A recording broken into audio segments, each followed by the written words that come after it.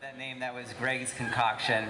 Anyway, so I'm just going to sort of quickly read from the book that I read from, well, it wasn't a book last time, and now it's kind of only a half book, called 20 Beloved French Poems Treated Poorly, which I read last month at Breadline.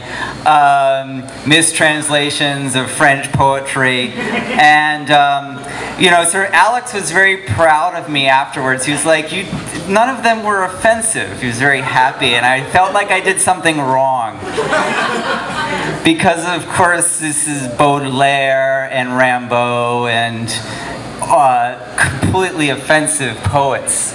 So I'm going to try to read the one that is probably one of the more offensive. It's still pretty tame, but it's one of the more offensive in the bunch. But the one thing that I don't get about poetry, how people sort of think that you're supposed to be up here and it's your inner soul and your voice rather than sort of like voicing the things around you or actually doing a character. And to me, this character is sort of like some Art Basel new media dude.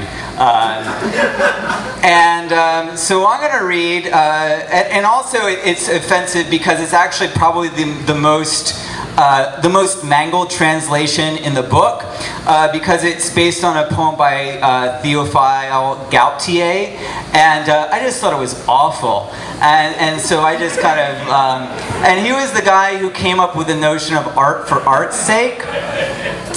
So I call this art for Christ's sake.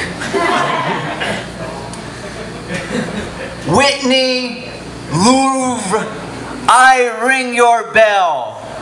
E pluribus, a form from my hell, has gelled. Part poetry, part mob, onyx, and email. Jazzed up like Bob Fosse.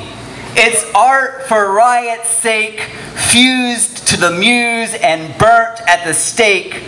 Full of potty humor, but with a huge heart, enamored of all that's been kicked off the cart.